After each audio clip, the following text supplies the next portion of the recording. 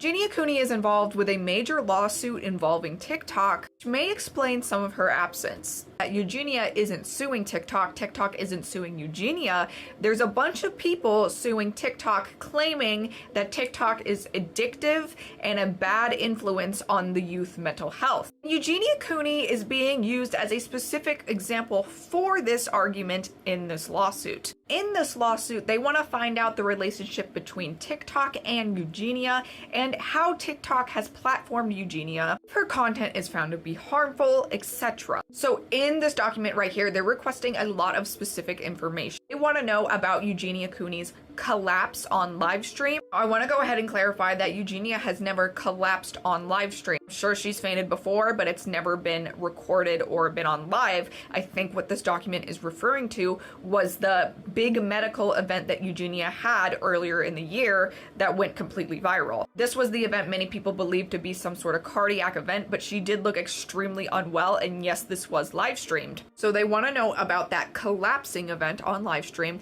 and then after this event, Eugenia had a meeting at the TikTok New York office. They want to know about her specific meeting, what happened in that meeting, any documents exchanged during that meeting. Basically, this lawsuit wants to determine if TikTok is liable for any of the harm caused by Eugenia Cooney since they platformed her. Now, here's an interesting argument for TikTok. TikTok has put Eugenia basically on probation. I'm sure some of you remember when Eugenia first got on TikTok on here, she was posting pro-Anna content like crazy. She went super viral, but then suddenly TikTok cracked down on her. This was after some streaming event which Eugenia was in the finalists for, but it was speculated that Eugenia was pulled out of the finalists because of her pro-Anna content. So we have a pretty interesting update on this lawsuit situation with Eugenia Cooney and TikTok. No, they're not suing each other. It is a bunch of people who came together to sue TikTok, basically saying that they are pushing and promoting harmful content. It truly is a bad man's world when it comes to TikTok and their algorithm. It will promote to you and show you the most harmful content to your mental health. And the thing about this content is, once it starts recommending you videos in the algorithm, when you start watching that content, because it's recommended to you, it will keep flooding your page. And I have talked about so many times on this channel, countless and countless times, chiming in the wind, so many times about how, yes, the content creator has a full responsibility to make sure that they're uploading content that isn't deemed harmful to the platform, isn't going to be harmful to the viewers, and also to make sure they follow the community guidelines and the terms of service. But there's so many content creators who won't do that, and it will slip through the cracks, and they will keep getting promoted, they will keep getting rewarded for going against the platform's main rules. And TikTok has been so guilty with this when it comes to Eugenia Cooney. We have seen ban after ban after ban when it comes to Eugenia Cooney on TikTok, and she just keeps on coming back. In this situation, when it comes down to platforms platforming certain content creators, especially like Eugenia Cooney, who has been incredibly harmful her entire career, not just to herself, but to a lot of her viewers, even people who don't regularly view her, but just come across her on the internet. She's been incredibly harmful to so many people. And at the end of the day, I think that this is just a money thing for TikTok. I think that they allow certain creators to do certain things on the platform because it's bringing in a lot of revenue for them and also a lot of engagement for their app. And I think that at the end of the day, that's one of the main reasons why TikTok let this go as long as it did. And the interesting thing about this, with this lawsuit that's currently going on, this has been something that's been in the works, in the talks, since 2022.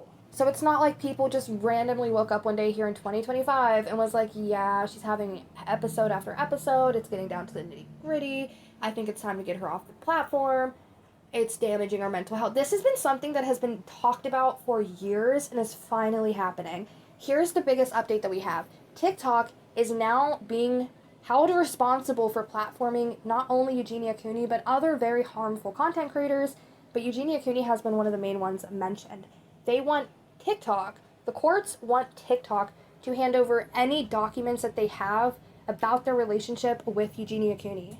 And this is the thing that makes it very interesting. It's one thing to just have a creator on your platform say, just here's an example. TikTok is a very huge platform. There's so many different creators who are being paid to be a part of TikTok. I'm sure they're not aware of every single one. There are hundreds of thousands of users of TikTok. There are millions of viewers, and there's a shit ton of content creators. So it's literally unlikely for TikTok to know every single one of them. So if it was one of those situations where Eugenia Cooney was a paid partner with TikTok and was getting paid to post, they could deny and argue and say, yeah, we were unaware of the type of content. We weren't familiar with the content creator. We didn't know what was going on. But because TikTok has invited Eugenia Cooney to the TikTok headquarters a few different times, they've seen her, there was probably document exchanges, and there was probably sponsors and brand deals to where she would sign for them, take goodie bags home, and then start promoting those products knowingly on TikTok's behalf. I think that's where it's going to get really rocky for TikTok. And I even said in so many of my videos in the past where I talked about Eugenia going to TikTok headquarters, and I had said time and time again, it's one thing to see somebody on social media with the filters, with the lighting, certain aspects to cover up how truly ill that they are, but when you see them in person without the filters, and you see how bad that they truly are doing, that is sick of TikTok to have even promoted her, handed her goodie bags, sent her on her way, and kept her as a paid partner for their platform.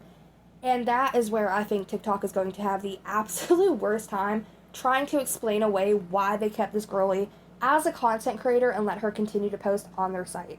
And the thing about it too is it would be different if she was just somebody living with a mental illness or this condition, but she's not. She has been known time and time again to promote pro content. And again, this is where it just gets a lot stickier for TikTok. I want to finish up this video by Maya, and then we're going to go ahead and dive into some of these documents. We're mostly just going to be taking a look at an article today where they're talking about this, where they're covering it, and pretty much just take a look at what shit TikTok got themselves in, because this is so bad for that platform. But honestly, I'm really happy that this is happening, because it is time for social media platforms to start being held accountable for allowing creators to post whatever the hell that they want on that platform. And I am happy because I feel like this is such a win.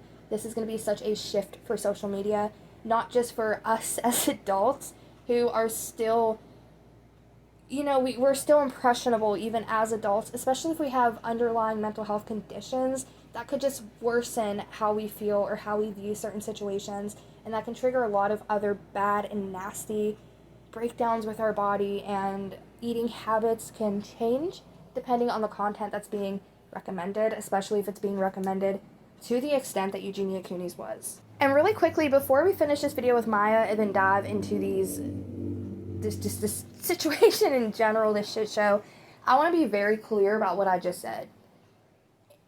If somebody comes across somebody on the internet who's very mentally ill, who clearly is not doing well, and they look at that and they want to be like that, there is an underlying issue with that individual, and they should get the proper help for it. But you should not be scrolling TikTok one day or any other social media platform, be pushed normal content like fucking a cheese cracker casserole or something. Like, you should not just be allowed to just be scrolling TikTok, have a normal algorithm, and then just start getting this stuff fed to you, shoved down your throat even, as an unsuspected viewer. I said before too, if platforms want to allow certain content like Eugenia Cooney's to just run rampant, what they should do is create a second site, a second platform, where it's completely NSFW content and content, where these creators can all gather there and harm themselves and everybody else that they want to.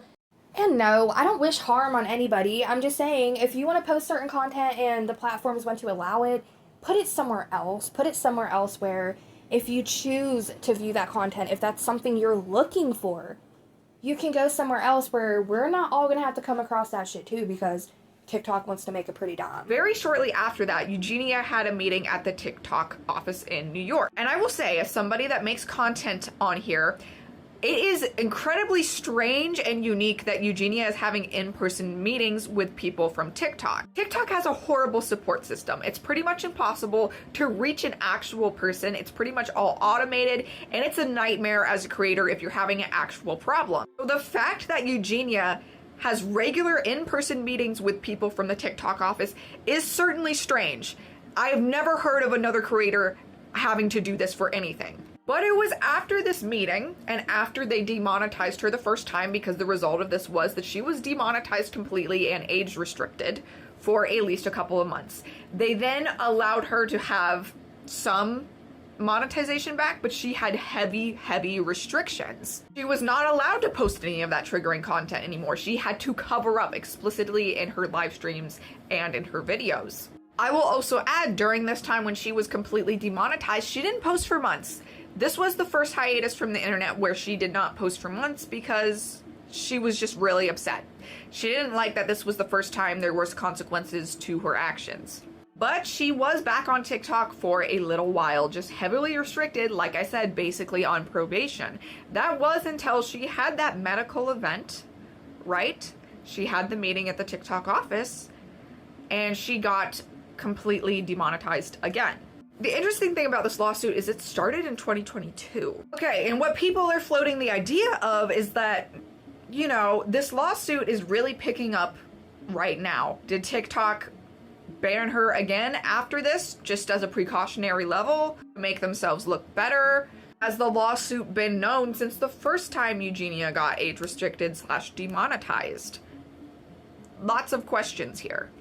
Yeah, so this is something else that people are talking about and speculating, is pretty much if TikTok has been keeping Eugenia Cooney off of the platform while this lawsuit is going through motion right now, while it's getting a lot of attention, just to try to basically just cover up their asses a little bit so that it doesn't hit as hard for them and they can say, look, we're trying to take these precautions, we're trying to do better, yada yada. And it's very interesting too, because if y'all do remember, the last time that she was banned and was away for quite some time, she was away for 2-3 months, she came back to the internet and she said, yeah, TikTok did temporarily pretty much take away my monetization. They did not give me a reason why. And now I feel like that's a very interesting statement on her end.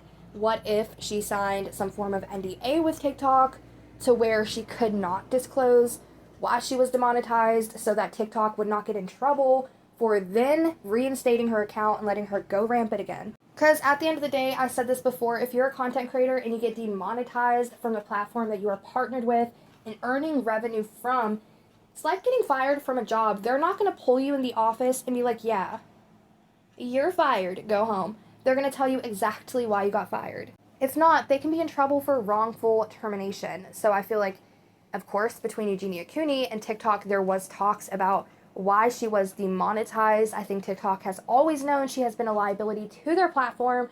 But again, the money earning side of it is why I think they continue to let her back time and time again after her bans, after her demonetizations. And the very last time, not just the last time, but the last few times, she would always say they did not give her a specific reason why. She just wants to come back and do better with her content and what she's posting.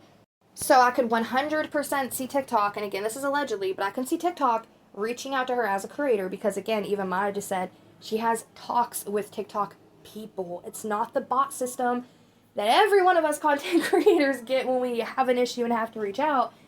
She talks to people. So I feel like possibly there is more work behind the scene with Eugenia Cooney that we don't know about until these actual papers come about. And I'm not going to be shocked if there's an NDA in there somewhere where Eugenia couldn't talk about why she was actually demonetized, because that would just hit a lot harder for TikTok. A federal judge in California has ordered TikTok to turn over a limited set of internal records connected to a content creator on its platform. The order is a part of social media adolescence addiction / personal injury products liability multi-district litigation, which combines hundreds of lawsuits against some of the largest social media companies in the United States. Issued on October 20th by U.S. Magistrate Judge Peter H. Kong, the ruling directs TikTok to produce communications and materials concerning influencer Eugenia Cooney's May 2025 live stream, during which she appeared to fall ill while broadcasting live, and her visit to the company's New York offices soon after. Cooney, who has publicly shared her struggle with anorexia and has more than 2 million followers on TikTok, became the focus of public concern after the incident, as viewers questioned whether the platform had adequate safeguards for creators whose health issues become visible online. Plaintiffs argue that internal communications from that time could show what TikTok knew about the potential harm to users or whether it took any action in response. The consolidated lawsuits overseen by Judge Yvonne Gonzalez Rogers in the Northern District of California accuse Meta, TikTok, YouTube, and Snapchat of designing their platforms to encourage compulsive use among minors. Plaintiffs, including parents, school districts, and young users, claim that features like infinite scrolling, push notifications, and personal recommendations are intentionally designed to maintain user engagement for extended periods. This practice, they assert, has adverse effects on mental health, leading to conditions such as anxiety, depression, and disorders. By framing these social media platforms as consumer products, the plaintiffs argue the companies are legally responsible for foreseeable harm caused by their design choices and their failure to warn users about those risks. This argument follows product liability law, which holds manufacturers accountable for unsafe designs or inadequate safety warnings. Plaintiffs say the addictive nature of these digital products functions like a design defect and claim internal research shows the companies were aware of potential harms but prioritized growth and profit instead. We have 2 more little pages to read of this article in regards to this lawsuit, and after I read this little paragraph right here, I'm going to go ahead and start giving commentary because I have a lot to say about it. All defendants involved in this case deny any wrongdoing. They maintain that their platforms are protected under Section 230 of the Communications Decency Act, a federal law that shields online services from liability for user-generated content. In their view, most of the alleged harm stems from what users post or view, which they say cannot be the basis for legal responsibility. Yeah, I'm sorry. I don't know the law that well, so maybe this is something that they can actually be protected from, but just how I view it as a viewer and as somebody who don't know the law, of course, and it's just like an outsider looking in on the situation, I feel like they could 100% be liable for what they are allowing people to get away with on their own platform. There are terms and services and community guidelines, and I drive this home every single time for a reason. That's like YouTube updating their terms of service and saying, hey, you can't say, excuse my colorful language if y'all don't like cussing, just like cover your ears or something. That's like YouTube updating their terms of service and saying, yeah, children are on this platform, so we don't want you guys saying fucking videos. Damn, maybe. Shit, possibly. If you say fuck, you're gonna be banned. And that's like me starting a video and in the first 12 seconds being like, well, fuck. I know I'm doing wrong. The platform knows I'm doing wrong. They can't let me get away with it. There gotta be some form of repercussion. And if I'm bringing in enough money for YouTube and they look at that and then they look at that one thing that I did, not even in this situation, it's not like she just did one thing wrong. She has had a reputation, a career, and a history for years doing stuff wrong on this platform specifically. We won't even talk about Twitch. We won't even talk about YouTube. Just TikTok specifically. They know that she has been an issue on that whole platform for years and years and never did anything about it because instead of protecting viewers from coming across that content and instead of like prioritizing her health and her safety with being on social media, they decided this is giving us a lot of growth and a lot of profit and we are making exponential margins every time she has a health scare, so we're going to continue to allow this to happen, allegedly. So if it does come out true with the documents that they provide, and again, they have to provide all these documents by December 4th, we will cover that date very shortly as we get further into this article. There's about 2 pages left. If they provide documents that the courts and everybody else are thinking that they have pretty much of just trying to avoid any type of responsibility and allow harmful things to go on because they're getting growth from it and gaining a lot of profit from it. They provide these documents that prove that, and they're trying to say that they're not responsible for their users. And the thing, too, about this is that it's so interesting because they've met Eugenia Cooney. They've had her multiple times at TikTok headquarters, gave her goodie bags. She would come home bragging about how well it went with TikTok headquarters and how sweet everybody is there. It is known now to the public and everybody else she's had real life meetings and run-ins with the people of TikTok, and they've allowed her to come home and get right back on their platform to promote. Even the TikTok safety and communications team made it known to TikTok that they see issues with Eugenia Cooney content, and they ignored that. For a platform to allow its content creators to post harmful content that's affecting a mass amount of people in the community, and then try to avoid and dodge responsibility for that by saying they cannot be responsible for their users, their paid users and content creators, to be posting things against the terms of service and community guidelines that they put in place to protect people is absolutely fucking bizarre to me.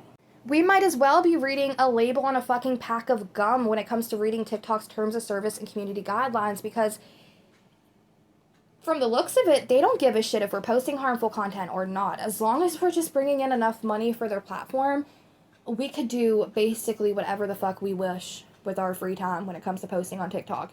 And the fact that they're trying to dodge responsibility from this, saying that they're just simply unaware or cannot be legally held responsible for what people are posting on their platform, I call bullshit, but that's just me. The October 20th order focuses on how much additional discovery TikTok must provide in connection with the Cooney incident. Plaintiffs asked the court to compel more internal records, arguing that they could show what the company knew about the potential harm to vulnerable users.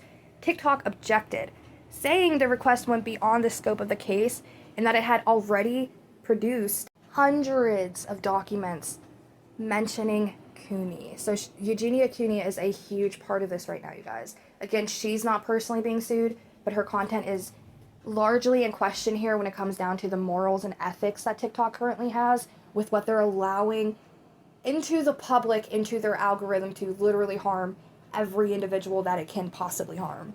Judge Kang granted the motion in part but set limits. He ordered TikTok to produce documents from employees responsible for user safety, media inquiries, or complaint handling, restricted to communications about Cooney's May 2025 live stream and office visit.